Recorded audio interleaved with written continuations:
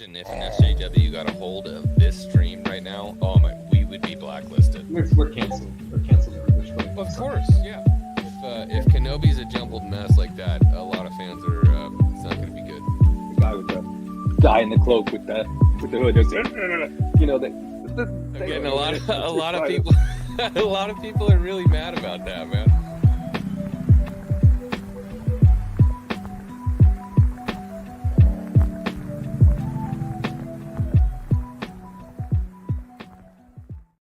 Hello, everybody, and welcome back to another late night stream with X-Wing and Moff Rissman. Today, we're going to be talking about some pretty interesting stuff. Star Wars is in a very interesting place. But without any further ado, I'm going to introduce our lovable, always bald, goateed man, Grand Moff Rissman. Hello there. How you doing, buddy? I'm good. But apparently the replacement goatee. It's not doing the trick, man. It's not doing the trick. I should have gotten the original actor, I've been told. Sad. If anybody hasn't seen it yet, the truth behind Rissman's goatee is it's a really good video. You should go watch it. It's very enjoyable, very much so. So we find ourselves talking about Andor again for a very interesting reason. Okay, so we've gotten some early viewings and some early reviews, which I think is very interesting. But this was in an Empire article, right? If I'm not mistaken. What we got was a little bit of commentary from one of the actresses that was talking about what Andor is, how it's written, and apparently it's an allegory for Trump's America, right? And you know which actress it is, right? She was Harry Potter's aunt. Mm-hmm. Fiona Shaw, right? Fiona Shaw.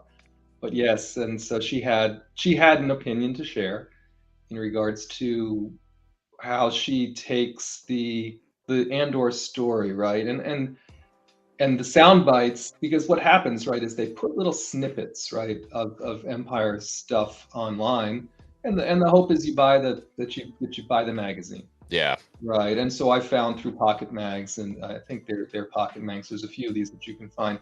So I paid $4, right? It's $4 online. And I actually said, let me read the actual article here, because I'm always curious to hear what did Gilroy say?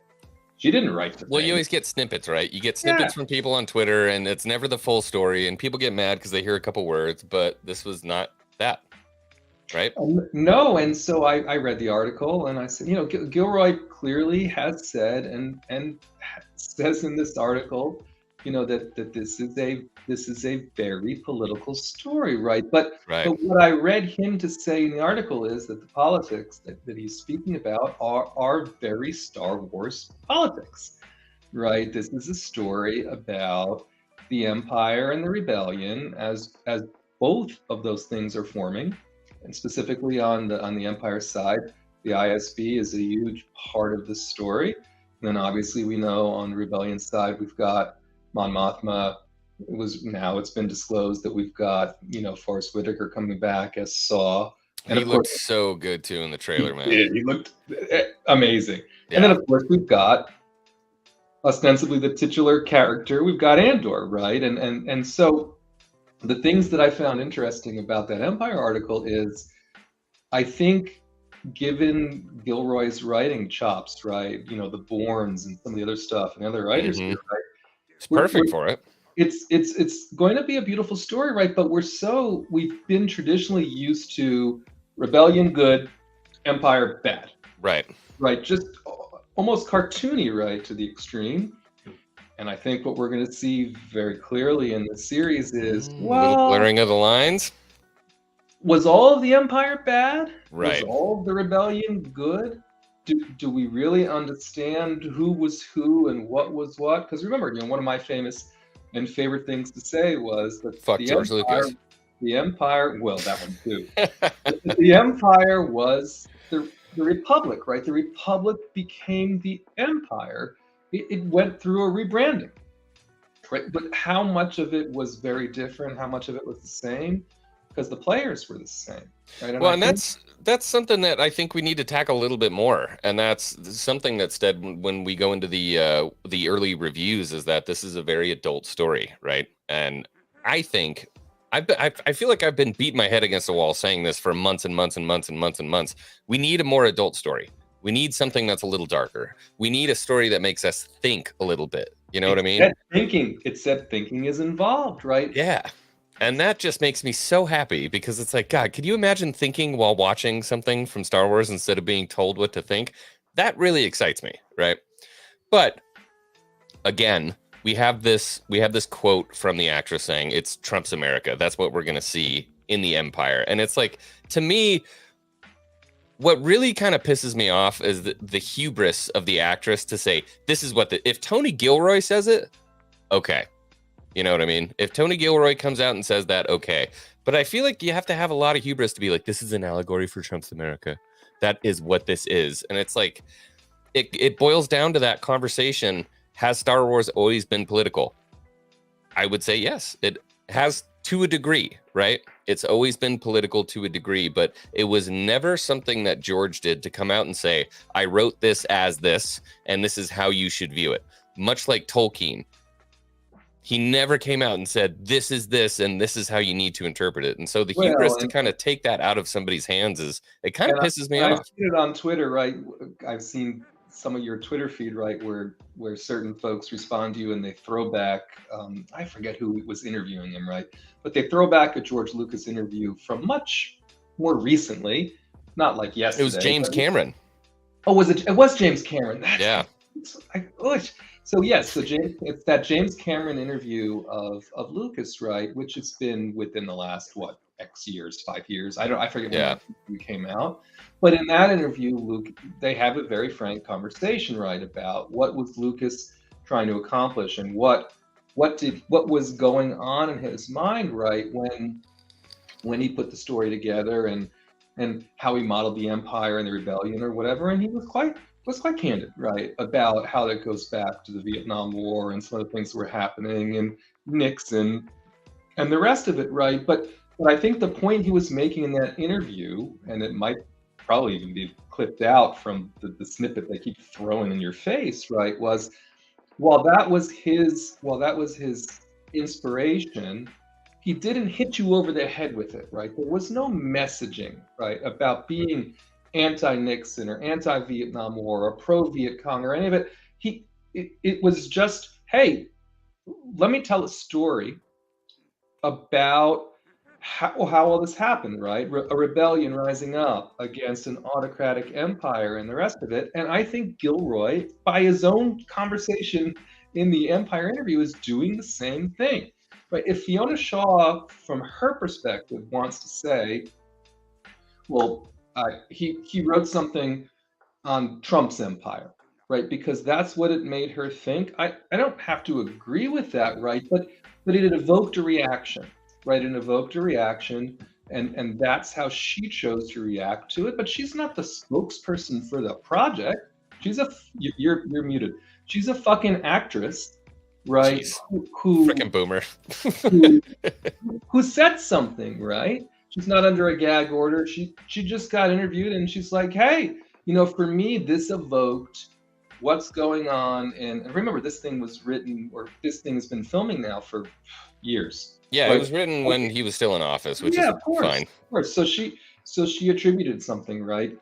I don't know Gilroy's politics. I don't care. Yeah, I don't either. Couldn't give a shit. But all I'm saying is, and I think you agree with me on this, right? This gets soundbited, right? Yeah. This gets soundbited as, well, here we go again, fucking Star Wars, fucking Andor again, doing bullshit, Well, that was my immediate reaction. First thing I did when I see that, like, freaking content creator, straight to Twitter. I'm like, are you kidding me? Can we stop this shit? And of course, what happens, it's hours and hours and hours of people telling me, you're wrong. Star Wars has always been political. And it's like, yeah, in a certain kind of way. I wanted to say what's up to the chat real quick. Hello, everybody. How are you guys doing tonight? Dude, I'm not going to lie. Making that thumbnail, it just made me so happy. I was looking around for the perfect Trump face and I found it and I'm like, oh, it's going to be a good night. It's going to be a good night. We're going to get into that review. Yeah, I think it's very interesting, man. There's this whole line about basically if critics and mainline fans hate it, I'm probably going to love it. You know what I mean? I love that. We'll talk, keep going, but I loved everything about the review. I loved everything about that. Yeah, it was really, really good to hear. But Buddy, I painted it last night. We were in Discord. I finally painted it last night. Just letting you know. I know nobody knows what that is. Debbie Young in the house. How are you doing? I received an amazing gift in the mail today from Debbie Young and Coach. Coach bought me underwear. Oh, I hope it wasn't Fruit of the Loom. No, it's supposed to be Hanes, bro. It's supposed to be Hanes, and they're actually Grogu underwear. He bought me Grogu underwear. Isn't that wonderful? So yeah, I've got some nice new soft Grogu underwear. Decided to wear them tonight for the stream, but you will not be seeing me do my like a bantha. Don't worry. Please no. Daboy Steve, you got COVID, bro? Oh God, it seems like a bunch of people are getting that shit right now. Get well soon. What up, JT? How you doing, man? You got to do it for him, man. He got COVID. Just say it. Oh, and you know what? Fuck George Lucas. Oh, Felicity in the house. How you doing, my girl? They're going to be looking at starting actually their own little podcast here in a minute. President Obama in the chat. What is up, President Obama? I hope you're well, buddy. Knights of Melvin. Hashtag sell Star Wars. You know, dude, honestly, we were having a really interesting conversation the other day about if Disney was going to sell, who would they sell it to? Or who would buy it? And then what does that mean for the parks and shit like that? I mean, it's everybody thinks this is one-dimensional thing where we can just like sell Star Wars, but there's so much that goes into it. I'm so down for it, though. I mean, the easiest answer I can come up with is Universal should buy it. Yeah, that would be nice, wouldn't it? They're on a tear right now, dude. They are on an absolute tear right now. Universal is killing it quietly. I know. And I'm real upset because I'm going to Disneyland in September. I'm like, fuck, I should have gone to Universal. You're not gonna go to Universal at all when you're there? You're not gonna make a pit stop in so you can see. No, I'm booked out for like the whole week. I really wish I might give up a day. We should find you a day to head over there because you would really enjoy. I love Harry Potter, bro. I'm not gonna Harry Potter, and you could do it in a day. And even if you just went to both parks to do Harry Potter, you all would love it. I might have to do that. Nikki in the chat, the other half of that much awaited podcast coming up. Okay, what else we got here? Anybody else showing up? Oh, Leia Rose in here. How you doing? Cody's in here. What's up, brother? OG is in here. My homie. Average. OG's got the COVID too. Good to see you, buddy. Donna Hergenrither. That's like my favorite last name ever. Hergenrither. It's a good name. Okay, so what's up, chat? Thank you guys, everybody, for being here. We're gonna dive into this. So we got this Trump thing. It flew in, flew out. I feel like a lot of people were upset about it for, I don't know, 5 or 10 seconds. And then we moved on to the next thing, right? So we get this early review of Andor where it is stated, and I am so bad at YouTube, I don't have it pulled up right now. Did I send it to you? Oh, I sent it in green chat. That's right. Yeah, I sent it to you in Discord DM, but it's the Bespin bulletin article. I wasn't going to pull up the whole article. I just want to pull up this quote really quick and look at this because I think this is very interesting. This is an early review for Andor. This is not a leak or anything like that, but it's the most serious, grounded thing Star Wars has ever done. It feels like an English-made espionage thriller more than Star Wars. It's totally unconcerned with giving you fan service moments. It actually humanizes roles that are traditionally cartoon evil in the Star Wars universe and attempts to tell a grown-up story. I think a lot of fans are going to hate it. Isn't that just fucking classic Star Wars? Right? And it's so funny because her actual quote is hated. And there's or he or she. It's like accentuated? Yes. Oh, shit. Okay. One A, right. And so, but it's part and parcel. I understand exactly this feedback, right? Because we just come from 2 series, like them, hate them, however you care for them. People were not happy, bro. Book of Boba Fett and Kenobi, fan service out the wazoo. Yeah, but like, bad fan service, right? Fan service, to the extent that they were almost, in some ways, storyless, right? Or the story, we can at least, we can say we're going to agree, we're never going to agree. Well, we'll agree, but collectively never agree on the fact that the story was diminished, right? By the fact that some of this other stuff was going on. This is the other end of the spectrum. This is going to be all about the story and none about any of the rest of it, because everyone's already said, I don't care about any of these characters. People are coming into this series with my favorite comments about barriers to entry. There are no barriers to entry for this story. Yeah, there's almost no. I mean, maybe Rogue One, maybe. But even then, not really, because what do you... I mean, you know who Cassian is, I guess, if you watch Rogue One, but... And Mon Mothma. Yeah, so I guess on that point, right, the biggest barrier to entry is somehow they screw up Mon Mothma's character. I don't see that happening, right? Because every iteration of Mon Mothma, whether it's been prequels, original trilogy, Rebels, wherever she's appeared, right, it's been very consistent, right?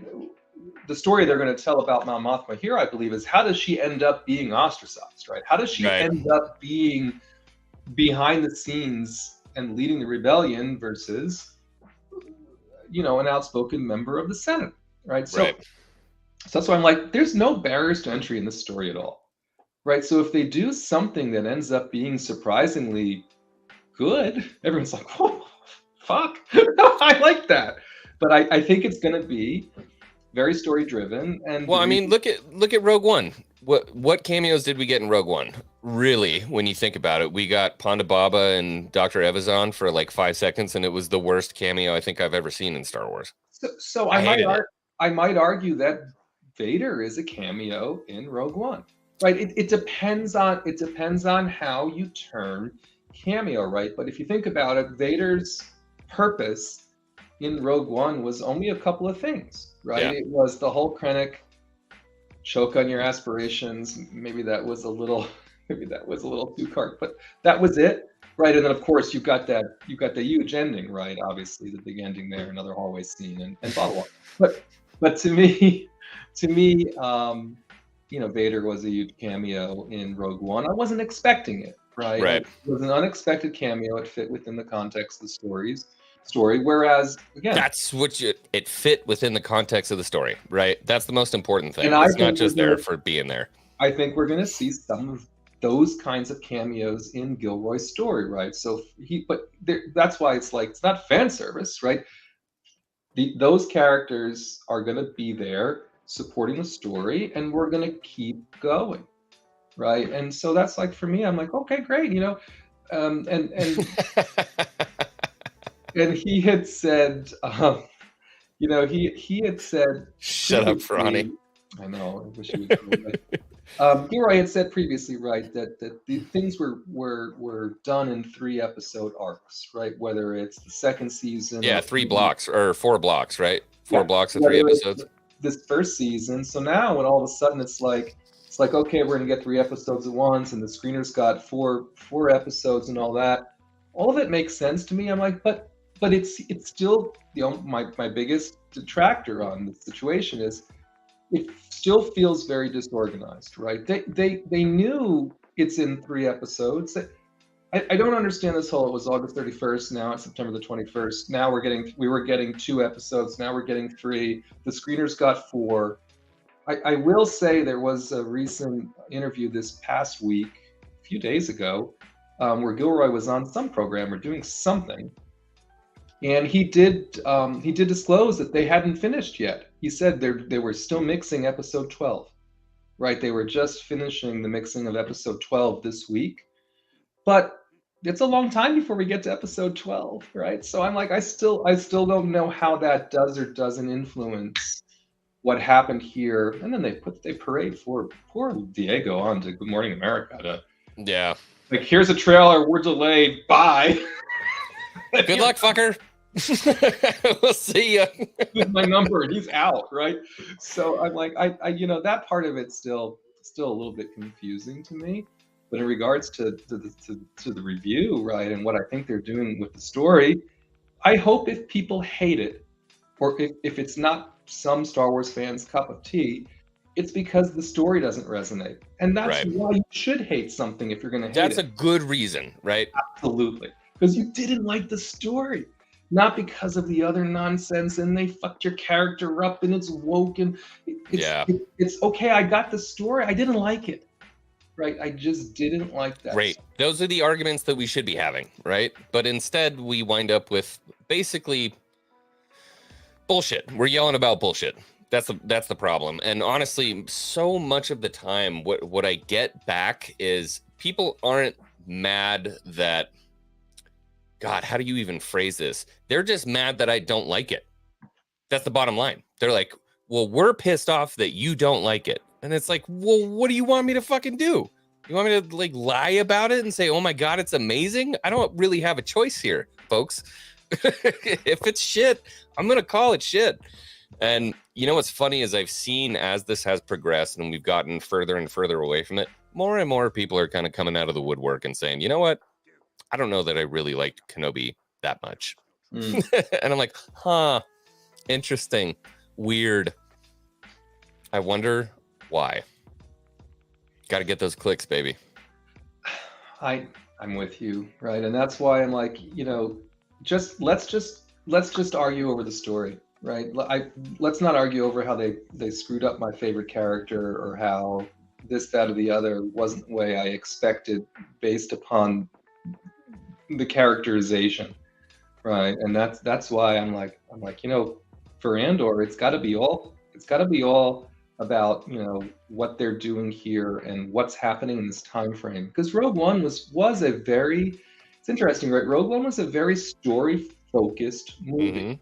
Right? And it was well placed in the timeline too, right? Where it added and didn't detract from anything. And the fact that we didn't know much about the characters really wasn't relevant, right? Because we understood the story that Gilroy was telling there, why it was important, and the whole movie was around getting to the end of that story. Right now, it's sort of like, okay, let's talk about, you know, the characters. And I thought he had a bit of a sassy comment in that same Empire article, and it was something like, he's like, you know, I've gotten some feedback that folks aren't really caring so much about this because it's a prequel and we already know what happens to the main character and the main character dies. And his comment was, we're all living in a prequel, right? We're all gonna die, right? The interesting thing about it is what happens what you do in life, on our journey, you know, to get us to the point of our ultimate demise, right? And people are really focused on Cassian.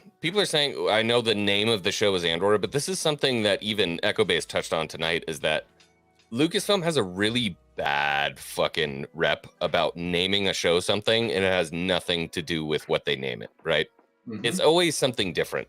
So you call it Bad Batch, it's actually about Omega. You call it Andor, it's actually about Mon Mothma. You call it The Mandalorian, it's actually about Grogu. Like, it's, you know, everybody calls it the old bait and switch, right? Because it's not actually about what they name the show. So when I look at Andor, I'm not excited to learn more about Cassian Andor. I don't really give a shit. But that time frame is the most interesting time frame in Star Wars to me. You know what I mean? This is the transition into the rebellion. This, much like Rogue One, is another Kickstarter into why we got the original trilogy. So for me, I'm super pumped on that.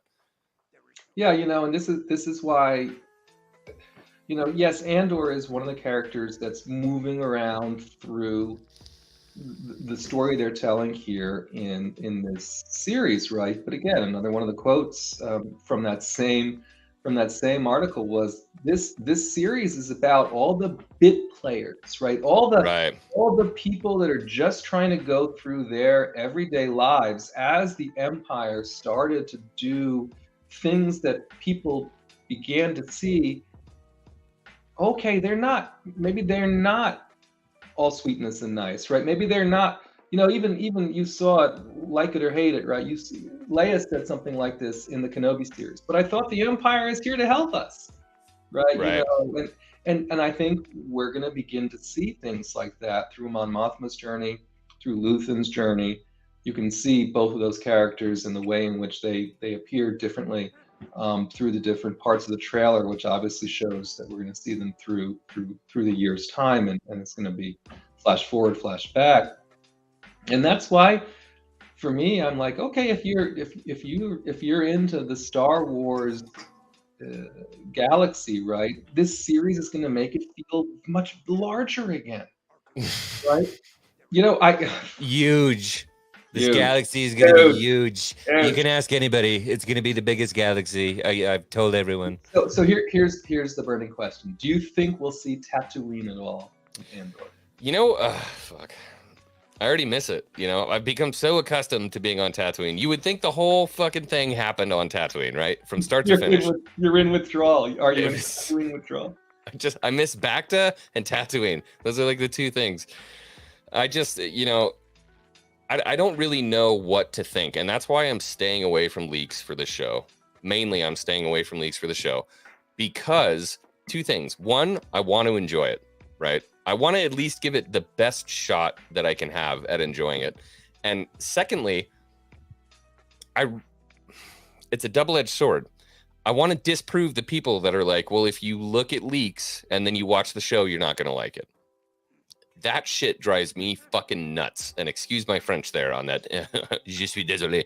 But the late night, you can say the F word. Right? The bottom line is people make this excuse that the only reason you didn't like it is because you saw the leaks, which is just standard grade A bullshit. It's bullshit. If you don't like what you see in the leaks and then it pops up in the show and you don't like it, somehow that ruined it for you.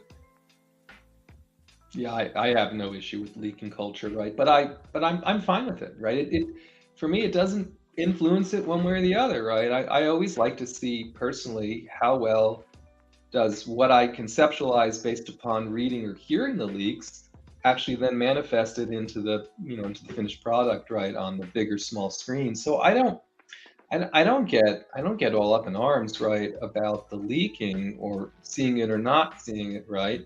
Right. And it sounds very Pollyanna, but I'm just going to say it again for the record. It comes down to is the story for shit. Whether you leak it or whether you don't leak it, right? Is the story a good story? And then if it is and it resonates, I'm like, awesome, right? They did something good here, right? I enjoyed that. And that's the bottom line. If it's good, it's good. You know, I have this, I won't call it an argument. I have this conversation with my fiance fairly regularly. I'm excited to go on a roller coaster. And so I watch a YouTube video of the roller coaster, right? Mm. And she goes, why do you want to watch that? It's going to fucking ruin it for you. And I'm like, no, it's not. I just know what's there, but it's not the same as getting on the roller coaster, right? It's completely different to experience it and to know that's like the best thing it's the best analogy I can come up with is you don't get the same experience watching a YouTube video than you do riding the fucking ride, right? So the first thing I did when the Guardians of the Galaxy coaster was available for anyone to ride is I found one of my favorite Disney vloggers who wrote it. Yeah, Disney 360 or whatever. And vlogged it, right? And so I watched it. I was like, oh, that looks really cool. And so then, of course, I subsequently went and wrote it. And I'm like, okay, it's a whole different experience, right? Yeah. Even though I thought I knew what was going to happen or whatever. And I actually lived it into your Discord when I was doing it. And I think JT and some of the folks might have been there while I did so. It was just a whole different experience, right? So I'm with you.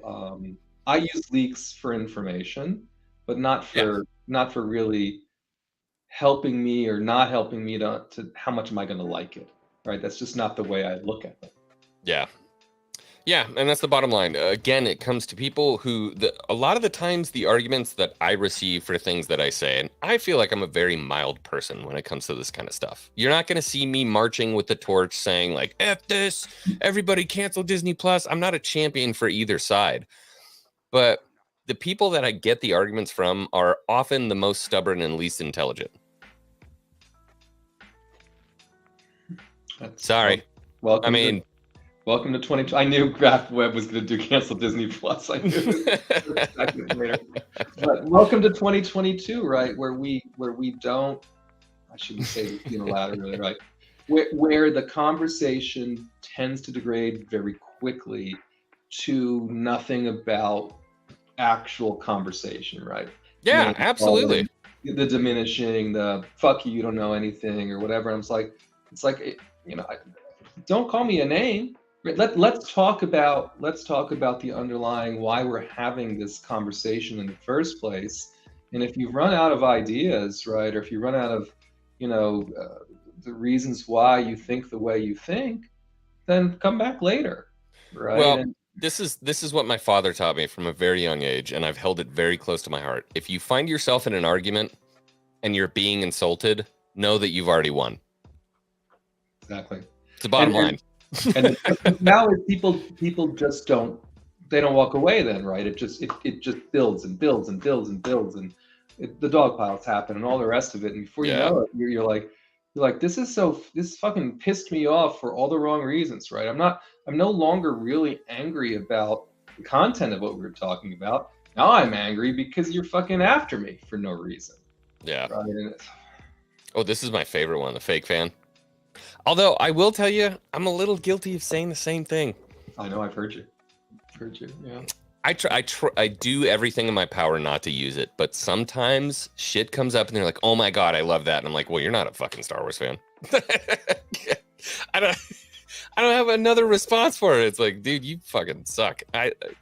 Well, we start to pull out our Star Wars resumes, right? And again, normally when you meet someone and you're having a conversation about something that you both enjoy, there is a certain part of that conversation where you try and ground each other in where you're coming from, right? Right. Your experiences are, what you do or don't enjoy about it, how long you've been into it. So I get all of that. The problem is when the name calling and all the rest of it starts, then all of a sudden it's like, well, bitch, I've been in the theater. I was 77 and I've read every EU book and I've read everyone, and look behind me at all this shit. You think I would have this if I didn't know what I was? Fuck you. Yeah. And I'm like, already then the conversation is lost. Yeah. Right, because we've devolved down to my dick's bigger than your dick as far as I was just about to say that. I was like, maybe that's too inappropriate. I'm like, as soon as the dicks come out on the table, I'm done. It's a late night, right? We can talk. We can say whatever we want. But I'm like, again, it's just distracting from the fact that we're done, right? We didn't find common ground, right? We didn't find we didn't find that trust factor and say, okay, I'm grounded in why we can have this conversation together. Now it's motherfucker doesn't agree with me. Let me tell him why he's stupid. I'm gonna try to find anything I can to get the high ground again, right? That stuff drives me absolutely nuts. Yeah. But anyway, so Andor's coming out. I think, honestly, and I could be mistaken because I got some hope for Kenobi before Kenobi came out. I did the video series with Jay where we did reviews, and I went back and watched, and I saw myself slowly descend into just absolute madness. I mean, that show did things to me I didn't know pop culture could do to me. It was that bad. I think that was the hump. I think that was the hump, and we're headed to higher ground now. I think we're off in a better direction because I think Andor is going to work for certainly people like myself who want a story. And again, Rissman, how many times have I said this? Write a story and then put Star Wars on it. Don't put Star Wars and then write a story. You know what I mean? Yep. Totally. I think that's what Andor is going to be. And then moving on from that comes Mando. And to be honest with you, man, Mandalorian is one of those ones where it's 70-30. I'm happy 70% of the time when I'm watching Mandalorian. And the stuff that I've seen from the trailers and stuff like that, I think it's going to be good. Yeah, I've become such a Grogu hater. How did this happen to me? I love Grogu, man. I know, everybody does. Right, and so my biggest issue with Mando 3, first issue is Favreau really. I feel like we should have a release the trailer cut, right? Favreau, please release the trailers. What the fuck is going on there? Why do we not have a trailer? I'm hoping, and this is probably a naive hope, right? But I'm hoping after D23, some of these trailers become public and some other things happen. I don't know. Yeah. Right. But from what I saw in the trailer, there's parts of it that seem quite interesting, right? And there's parts of it specifically about Mandalore and Bo-Karen and some of the other things that are going on. She's got to call the manager to get that saber. And so, things that are happening there, I'm like, good. And then there's the Grogu part of it, and I'm just over it. I'm just over it. I'm just over it because of the way they've played that out from a merchandising standpoint and from the rest of it. And again, I don't mean to diminish anyone for everyone whose entry into the franchise has been Grogu. I'm so glad they're with us in the franchise, right? It's a pretty low bar though, right? Mandalorian has built fans, right? And a part Right. of how it's built fans has been the father-son dynamic between Mando and Grogu. It hasn't been just, oh, Grogu is so cute, you know. They're people. It's resonated with folks, right? And obviously there is a cuteness factor.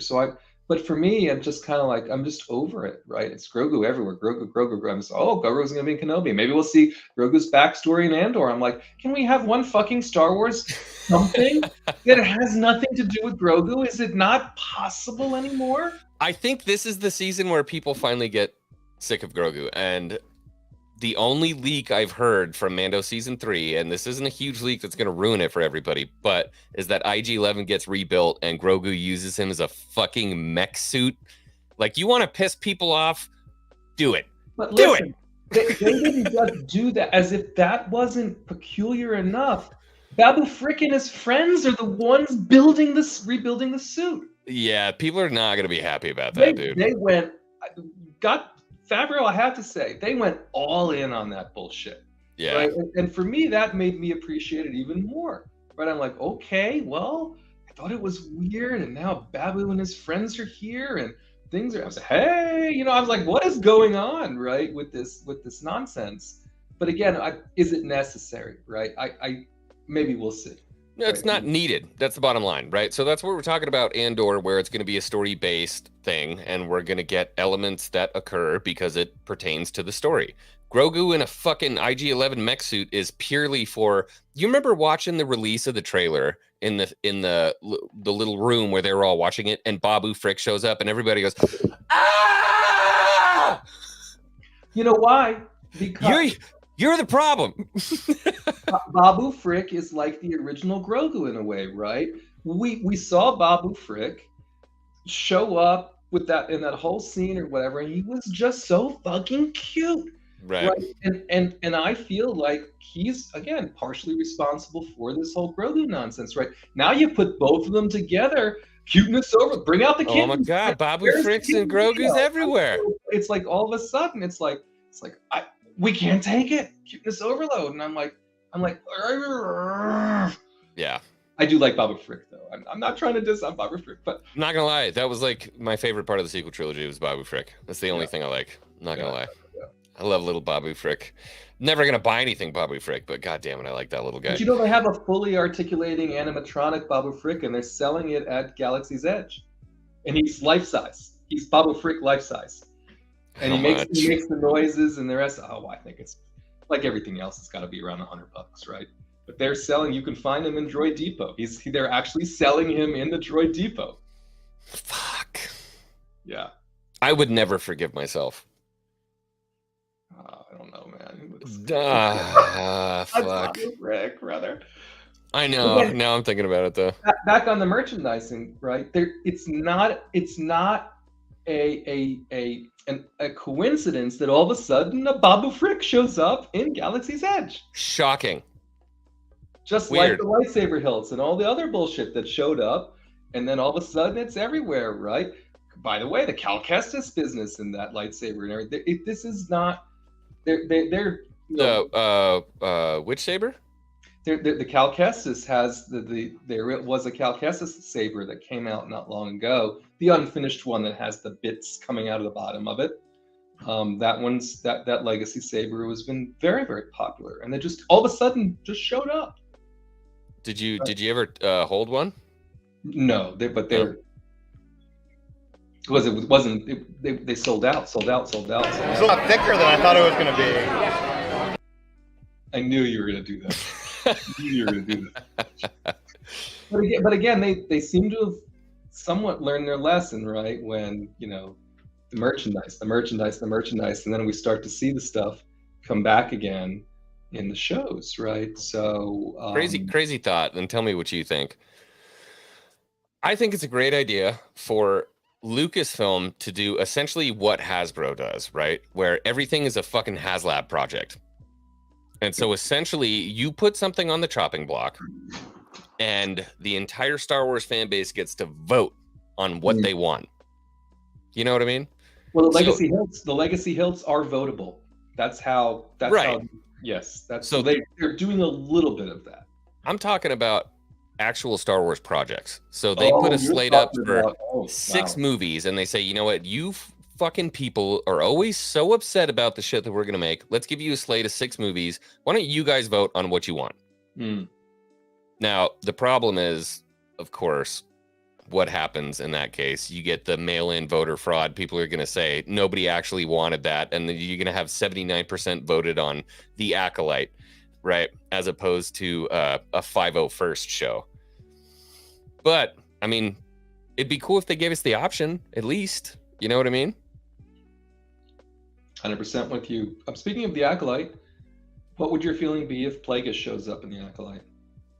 Fucking been waiting this long, and they put in The Acolyte. Fuck you.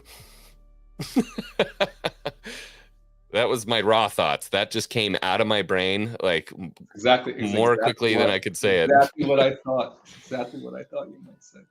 Yeah, it's tough. I feel like segregation of these projects is almost priority, right? So segregating some of their new fun ideas that they want to do with the High Republic and stuff like that, like do your own thing, and then the shit that we like and we've loved and had for so long, give us our shit over here.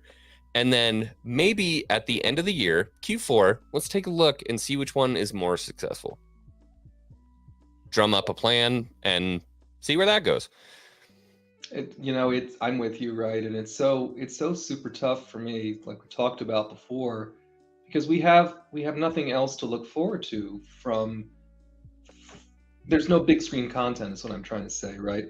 The only thing that we have to look forward to for Star Wars are these Disney Plus shows, whether they're live action or animated, right? And it's certainly not the Marvel, it's not the Marvel machine, right? Fuckers are eating so good over there right now. Continue for movie after movie after movie and show after show after show, and now all of a sudden, what happened? Well, She-Hulk's going to be on Thursdays now. All of a sudden, no more Wednesdays. Now we're I'm so watching that shit. Oh, I'm going to watch. I'm so watching it. 100%. But I remember the original She-Hulk, right? I mean, it used to be, it was a thing, right? I mean, we're not just making this up. But again, that's going to be Thursday, and we have Wednesday, and all of a sudden, okay, so not only Wednesday, and they're learning as, again, like we've always thought they should, as they've matured into the point where they have more than one content stream. Of course, they're going to try and stagger it. They're going to do just like any other network would do, right? They're going to try and put stuff out on multiple days. Keep the engagement up. And do it in such a way that perpetuates a continual subscribership.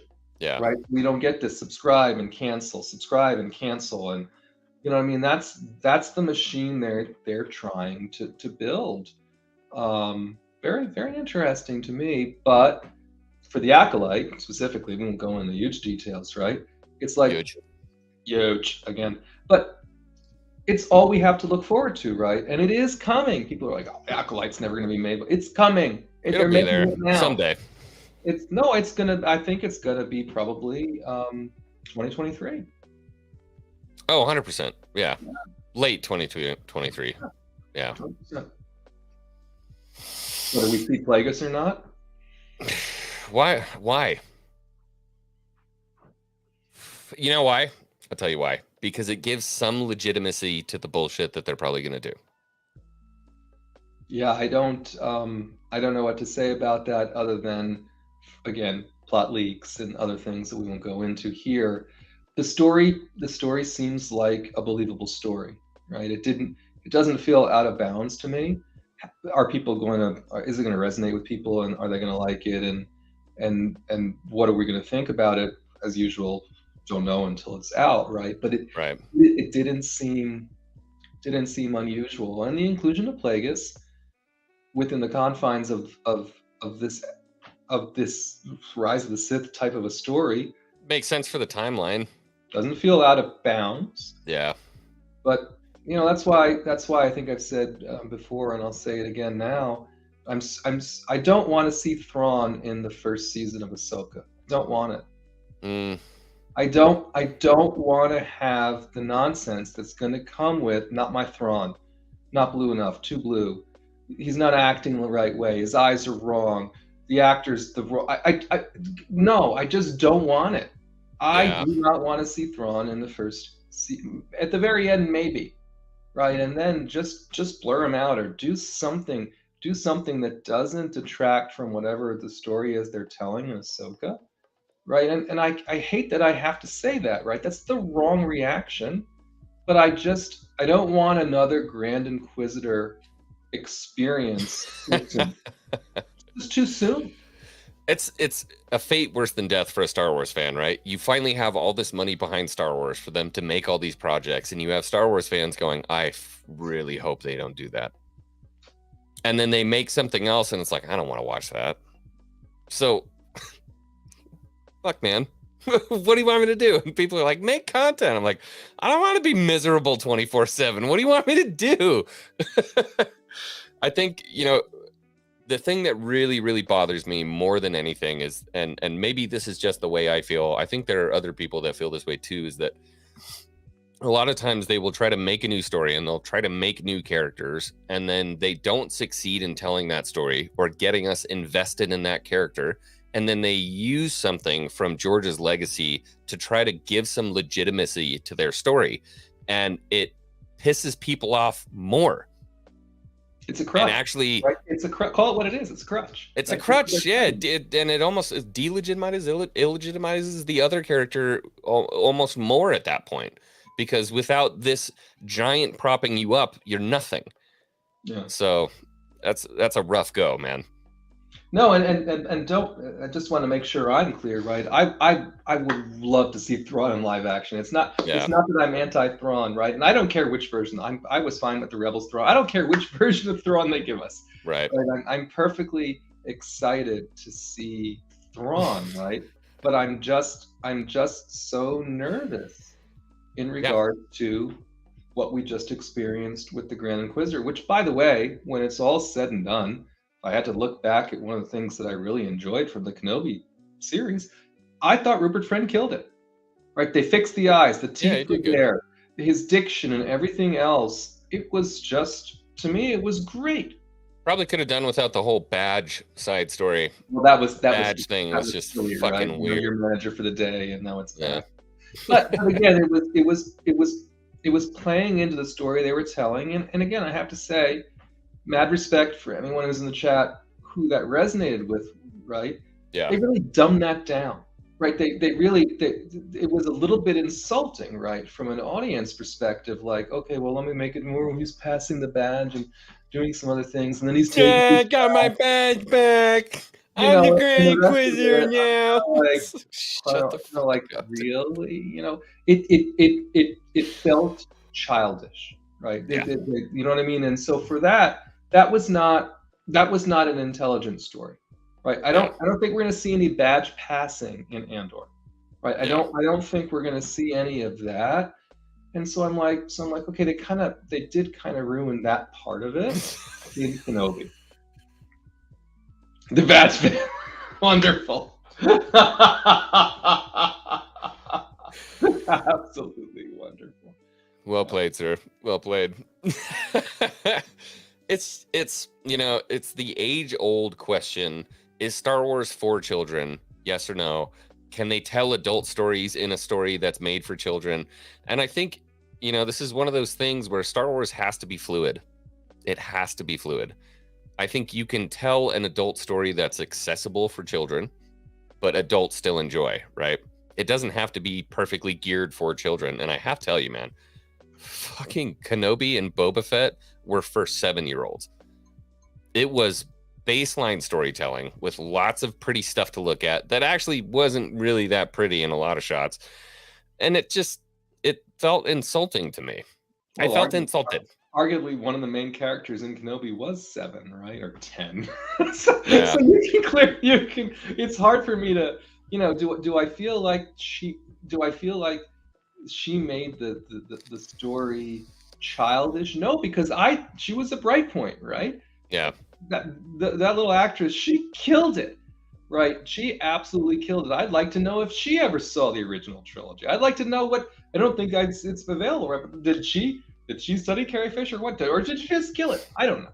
Yeah. Right. So, but on your point, right, all you have to think about back to is the whole she's running after, she's running away from them, right, in the forest, right? Again, like I told you, it was Boba Fett's kitchen experience, right? Just Dude literally runs into a fucking tree branch, and then Boba Fett's chasing him. substitute her for the droid, and it was that thing, right? You can hear Benny Hill in the background. I don't think we're going to see any of that. I don't think Mon Mothma is going to be chasing after her niece, right through her Coruscant apartment in Andor, right? I don't think that's a part of the story they're telling, because again, I think Andor is going to be a very adult story. And on your point, then, what does it mean for the audience that they're trying to reach these days from a Star Wars perspective, right? And if the answer is it's more for the adult population watching Star Wars, and we should continue to expect a mix of content, some of it a little bit more, although I mean, again, Vader was choking, snapping kids' necks, and troopers were in half. So there were some things about Kenobi that was quite shocking to me as a Star Wars fan, quite frankly, right?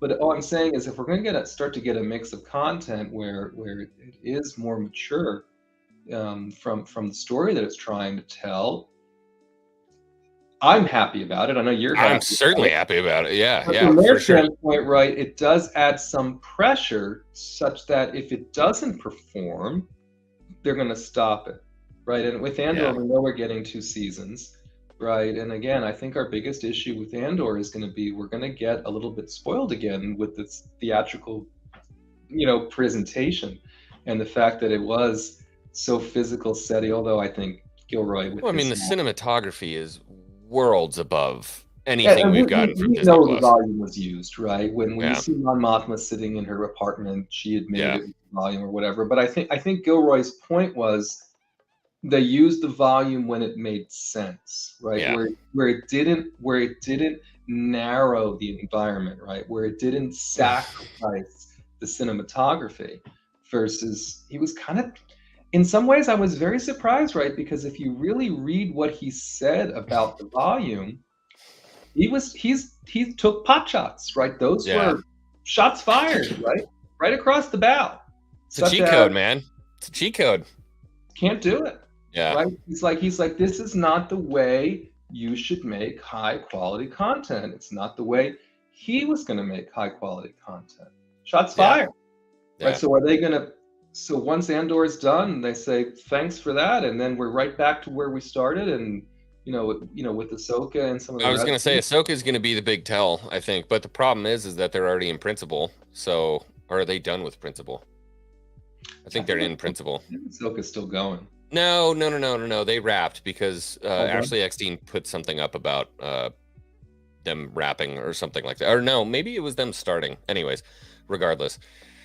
Yeah, I think I just don't want to get spoiled, right? I don't want to get spoiled and then be like, haha, never again. I'm at the point where I will take a W in whatever form it comes in. I don't care. I need a fucking win, and I need it worse than bad. And I need it about a week ago. You know what I mean? That's where I'm at with Star Wars right now. I need a win, and I need it yesterday. And I think Andor could do that. I mean, to Jimmy's point here, he's saying, I think everybody has their expectations too high. I don't think so. I think people kind of have low expectations for Andor. They don't give a shit. It's Cassian Andor. Who cares about Cassian Andor? And that's why I think it could do well, because of this stuff that we're reading from these early releases where they're saying this is a very adult story. They don't give a shit about fan service. They're trying to tell a story. And, to me, it meant a lot when they said like an English, spy thriller, because those were all, they're well done. Bottom line. When you put English cinema on it, This is not space opera. This is more like space drama. Yeah. Was what Gilroy or somebody said in that same article. Like I said, I'm totally with you, right? It's so funny. When I was talking to Braden earlier, I was like, do we need an Andor spoilers thread, or am I the only one who cares, right? Because no one's even asked for it, right? We were. Until very recently, we were less than a month away. Nobody asked for it. Wasn't there. Nobody. Yeah. It's like, if that's not a telling, right? We had a Kenobi spoiler thread for months. right before that son of a bitch came out. Yeah. So on your point, I think, I don't, I don't. People will watch it, I think, when it comes out, and I'm hoping everyone's like, oh wow, this is, this was a pleasant surprise, and some of the rest of it. And if not, I think for some of the rest of us who haven't felt satisfied on the last couple of series that they put out, maybe we'll get a little more pep in our step, right? And if that's what happens, that you're right, that's a W, right? Maybe it's not made for the OT and prequel, fans or whatever, but if those folks get sort of re-energized again because they're like this is hot, this is cool shit. Yeah. And I'm like, then for me, I'll be the first one to be like, I'm like, you know what? This is a win. Yeah. And to be honest with you, man, I'm really hesitant to call this thing a sleeping giant because I don't trust Disney. Bottom line. I'm not going to call it a sleeping giant because I can't, in good conscience, call it a sleeping giant. But I think it's going to be an unexpected surprise for a lot of people. That's what I think it's going to be. My expectations are not high for the series necessarily. The reason why I've been so jazzed for this for so long, right, has been very specifically because of the Empire story.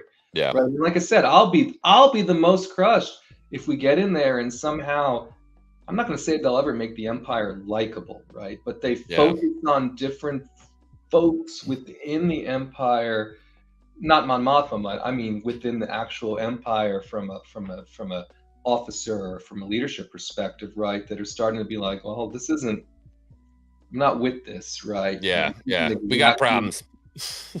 And if they do that, but having said that, right, if they do that in the right way, I'll be like, you know what? If I was in their position, maybe I would feel like that, right? Okay, then the story is resonating. Yeah. Right. And I'm like, yeah, I could see in that particular situation what would or wouldn't happen. Right. And so maybe Saw Gerrera will helicopter in on a dead Inquisitor's lightsaber and start gunning down imps with his AK while bumping Dre over loudspeakers. Oh my. La-di-da-di-da. It's the motherfucking SAW. I will say that was a missed opportunity. Right, there was a. Don't fucking talk to me about helicopter sabers. There was an absolute missed opportunity in Kenobi. I swear to God, bro. Some folks in the chat will support me. Not one Inquisitor helicoptered anywhere. Smack the shit out of you, Rissman. Totally missed the opportunity. Uninvited from the wedding. You're not coming anymore. You're not coming anymore. Totally. All right, everybody. We've been going for about an hour. I want to thank everybody for what? We didn't talk about the. Oh, you want to go? Oh God, do you want to fucking talk about that? No, we can go. Rissman's so excited about the Lego Star Wars Vacation Special. I really did like it. You got 15 minutes to fucking torture the shit out of me, and then we're out of here. Oh, come on now. Am I the only one? But maybe nobody liked it. Did anyone else in the chat watch? Did anyone in the chat watch this? Before I ramble on about it, did anyone else in the chat watch the Lego Star Wars Summer Vacation Special? And does anyone want me to talk about it? Because if the answer is no, we'll just go. Anyone other than Ronnie? Anyone other than Ronnie? Dat Boy Steve. Okay, all right. Okay, that's one. Didn't watch it. No one gave a shit. Didn't watch it. Yeah, no. Didn't watch it. Let's talk about Paul Blart. Just talk about Lando. All right, so we'll give it the 5 to 10 minutes, right? Okay, all right, fine. Torture me for a minute. That's because Paul once said to talk about Lando. So yes, so the summer vacation special, it's 48 to 50 minutes, right? It's an hour long. Thereabouts, yeah. Jesus. So, and if you've already canceled Disney Plus, then obviously you can't watch it. So sorry about that, Graph Web. But and so yes, it does focus around the sequel era characters, but it's very specifically about Finn, right? And so the whole premise behind this particular special is Finn wants everyone to come with him on a vacation before they all go their separate ways. They all have things to do. Let's go on a vacation. And so they do that, right? And of course, how else would they get anywhere? But they all, yes, we're doing a graph web just for you. And so the way that they get where they need to go is they get on a shuttle and they go up to that halcyon, right? Because fuck you. How else would you get anywhere? Are you kidding me? Got to be on the Halcyon. Right? Okay. So they show up in the Halcyon, and who is their cruise director? Right? It is the holographic Lando, and it's the older Lando, right? It's the Lando from the sequel trilogy, of course, and he's there, welcoming them all aboard and doing things, and so Finn's ready, and everyone's there together. And of course, none of them want anything to do with him. They all go their separate ways, right? And they just leave Finn high and dry. Once again, Finn, all the friends are gone. He can't do what he wants to do. So the whole story is about Finn meeting the Force ghosts of previous Jedi Knights, and them counseling him about vacationing and friendship and what matters and all the rest. The Force ghosts are coaching Finn on vacationing. In a way, right? They're more coaching him on connections and friendship and what matters. And so the Force ghosts are Kenobi, and you have Anakin, and you have Leia. Right, I think those in it. So it's basically in like 3 20-minute blocks, and it was just wholesomely silly, right? You get Kenobi on vacation on Tatooine at Jabba's birthday party singing karaoke, right? You get Anakin as Vader with the Emperor vacationing on Scarif, right? And you get a story about Leia and Han and Ben going on vacation to Endor. Right, those are the main parts of the whole story. And so again, this is what you're championing right now. You're championing this. This is your Vader, buddy. Actually, Vader got pissed off, right? I mean, Vader got pissed off with the Emperor and vignette. Do you have to watch it? Of course not, right? But if you want to invest the 50 minutes to watch it or whatever, it evoked a reaction, right? By the time it all culminated at the end, they did a good job, I think, with showing the relationship there and some of the tropes they did on friendship and some of the rest of it, and they did it with the usual Lego humor. And so again, if you want to invest the time in it, do so. It was fun, right? As much as we bitch and moan about some of the stuff that pisses us off that they put out, I'm like, this was fun. This was fun. Oh, you have to put a poll. You never put a fucking poll out there. No, all of a sudden there's a poll. Okay, I'm gonna click yes. I'll be at least. Yeah. Well. So okay. So I give it to you in the 5-minute version because you want to. I said, look, I don't smoke pot, but maybe that's what I'll do. I'll smoke some pot and watch the Star Wars Lego special. I can't be bothered to really care about that. What are you gonna do? Sorry, I'm a salty old asshole. What are you gonna do? Fair enough. Look, I'm looking forward to Andor. I'm really looking forward to what comes out of this and the conversations that we're gonna have. I hope it's gonna be a good thing. Like I said, we need a friggin' W worse than bad. So hopefully it does something. But anyways, that was it for the late night tonight. Thank you so much, Moff Rissman, for joining me. I love these, buddy. I absolutely adore the chance that we get to. Thanks for having me again, as always. It's always good. It's always good. Thank you, everybody in the chat, for showing up tonight. I appreciate you guys so much. Thank you to my members for being here. I'm gonna go to bed and maybe I'll watch this. Maybe I'll watch the Lego special. I don't know. Oh, you must watch it. All right, fine. I'll watch it tonight. All right, everybody. Take care of yourselves. I hope today finds you well. I hope tomorrow finds you better. I am X-Wing for my co-host, Moff Rissman. May the Force be with you always, and we will see you guys next time.